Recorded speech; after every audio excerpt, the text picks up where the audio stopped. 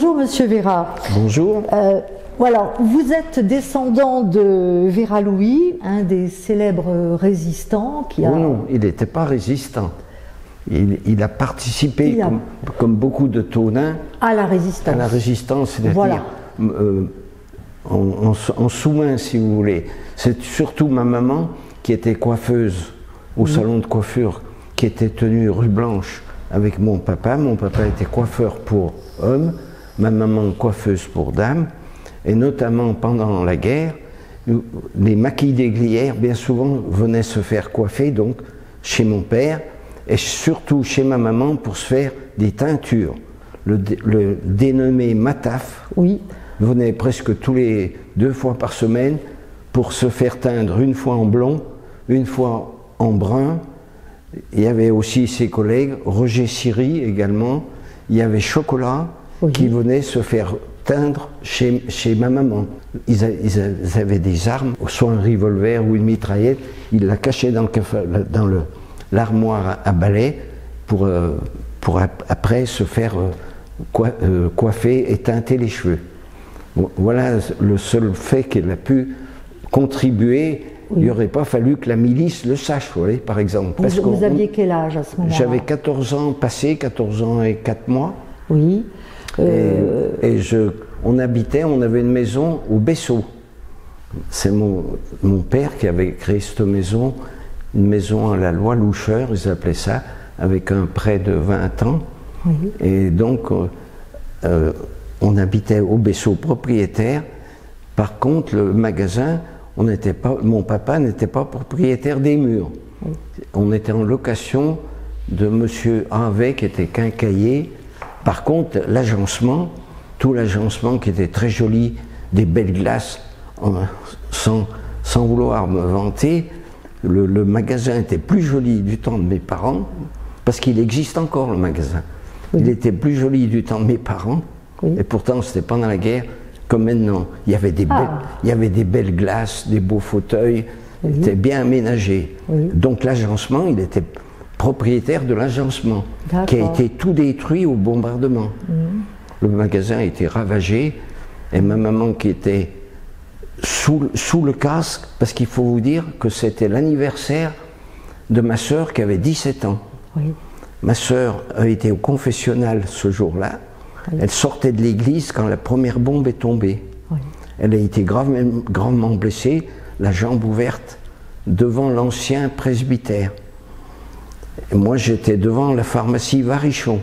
Oui. Je jouais avec mon ami Dédé Dufournay, qui est encore en vie d'ailleurs.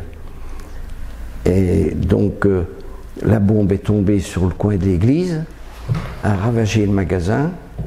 Mon père, qui venait de rentrer, il avait été boire un coup avec monsieur Édouard Favre, qui a été tué, parce que M. Édouard Favre avait gagné la loterie nationale. Et il était venu voir mon père en disant « T'as lu ?» C'était le surnom de mon papa. « J'ai gagné la loterie nationale, je te paye un coup au Central. » Ils ont été au Central boire un coup. Et quand ils sont venus, M. Édouard Favre a été tué net d'un éclat dans la tête. Mon père a eu le temps de rentrer dans le magasin, de prendre la tondeuse pour boire un client, et a eu le bras sectionné. Donc ma maman, grandement blessée dans l'arrière-magasin, elle était sous un séchoir. Pourquoi? Parce que ce jour-là, elle n'avait pas de clients. C'était l'anniversaire de ma sœur. Elle avait préparé les petits gâteaux au Bessot, qu'on a retrouvés un mois après moisis. Et Madame Laturat, la femme du docteur Laturat, lui téléphone à 5h30 en lui disant « Madame Vera, vous ne voulez pas me redonner un coup de peine ?» Elle avait été coiffée la veille par ma maman. Ma maman a dit ouais, « Tant pis, j'y vais, hein, les clients sont rois. » Elle est venue au magasin, elle a coiffé Madame Laturat qui est repartie à 6h moins 10. Et puis ma maman sur place, elle a dit « Oh là, l'anniversaire de Germaine ce soir, il faut que je me donne un petit coup. » Elle s'est fait elle-même, puisqu'elle était coiffeuse. Elle s'est coiffée, elle s'est mise sous le séchoir, et c'est là que la première bombe est tombée. Elle a eu les jambes fracassées, la poitrine toute déchiquetée. Elle s'est traînée sur le trottoir tant bien que mal. Et c'est des maquis de la compagnie Joubert, qui était descendue de Saint-Jean-de-Six, qui l'a ramassée pour la porter jusqu'au pied du calvaire. Tous les blessés de Thônes avaient été ramassés pour les mettre au pied du calvaire en protection de l'aviation. Comme il y avait la roche de Thônes, l'aviation ne pouvait pas les toucher. Mon papa est sorti du magasin et c'est sur les livres d'histoire, il a rencontré l'abbé Besson, qui était grand résistant, l'abbé Besson, à qui il a dit « Arrachez-moi, coupez-moi ce bras, ça me fait trop mal ».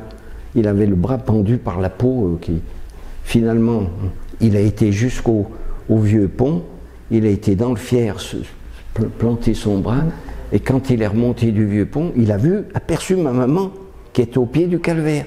Il a dit « Oh là, je ne vais pas la voir si elle me voit dans cet état ». Mais il ne savait pas que ma maman était plus gravement atteinte. Et après, les ambulances les ont descendus à l'hôpital avec tous les blessés de Thônes. Et mon papa était dans un autre camion que ma maman. Ensuite, il a été opéré à l'hôpital, il était en dessus de la salle de ma maman, mais il ne savait pas que ma maman était décédée en dessous. Ils ne lui ont pas dit, naturellement. Oui, bien sûr. Et ma maman s'est trouvée à l'hôpital avec ma sœur. Parce que ma sœur, qui était blessée gravement, elle a toujours recherché un maquis, a pris une brouette, elle l'a transportée jusque chez la scierie Eugène André, qui se trouvait à Galatin. Et c'est Madame André qui lui a fait les premiers soins. Mais comme elle saignait abondamment, le docteur Laturac est venu la voir et dit d'urgence à l'hôpital. Elle s'est trouvée dans la même salle que ma maman. Et ma maman, il lui avait déjà coupé la moitié d'une jambe. Elle était à côté de ma sœur Germaine. Elle lui a dit ben, ça va pas bien, tu t'occuperas bien du petit Dédé, mon petit frère qui avait 13 mois. Alors ma sœur a dit bien sûr. Mais dans la nuit, vers 2 heures du matin, ma maman s'est mise à hurler dans la salle. On dit j'ai mal au ventre, j'ai mal au ventre. Ils l'ont remmenée dans la salle d'opération, nouvelle opération, et c'est là qu'ils ont vu qu'elle avait plein d'éclats dans le ventre, hémorragie, elle a fait une hémorragie, elle est décédée le 5 août. Le bombardement le 3 août, et ma maman est décédée le 5 août. Et la sépulture s'est faite sur un chariot. C'est mes oncles qui ont tiré le chariot, il n'y avait pas... les Allemands étaient encore... à Annecy, hein, c'était pas... Oui, il n'y avait pas les pompes funèbres. Il n'y avait rien du tout. Donc elle a été enterrée avec un chariot, vous savez, les petits chariots à roulettes, là, Donc le jour du bombardement, tous les Thônins, le maire avait ordonné de déserter le village. Nous sommes montés à Chamessières le soir du bombardement. Mes grands-parents étaient cultivateurs. Ma maman, c'était une famille de 10 enfants qui étaient cultivateurs à Chamessières. On s'est retrouvés dans la ferme avec la famille Beauvau qui ne savait pas où aller. Et on s'est retrouvés, on était 28 dans la ferme là-bas, à coucher dans le foin un peu pendant un mois. D'ailleurs, mon frère Paul avait trouvé un tract. Vous savez, les Allemands, ils avaient envoyé des tracts. Si vous collaborez, on bombardera chez vous, Et je crois qu'ils l'avaient même conservé. Pour en revenir, le 1er août, bombardement, les Allemands n'ont pas pu se pointer le 1er août. Parce que les chasseurs, je vois toujours les avions chasseurs anglais, il y avait des gros bombardiers, dis donc, qui passaient entre les bombardiers, ils étaient protégés. Les Allemands ne se sont pas pointés là, parce que même l'aviation allemande, elle se serait fait descendre. Mais le 2 août, ils sont montés par le col de Buffy, ça vous le savez, avec camion allemand, et il paraît qu'il y avait un camion de miliciens même avec. Et le dénommé Vadette, qui était sur un arbre avec une grenade, il a réussi à faire exploser le premier camion. Mais si jamais... Et puis ils étaient que 4, hein, maquis. Les 3 autres, ils ont mitraillé à mort. Les Allemands ont cru qu'il y avait un bataillon. Oui. Ils ont rebroussé chemin, mais heureusement. S'ils montaient à Thônes, ils faisaient comme au radeau.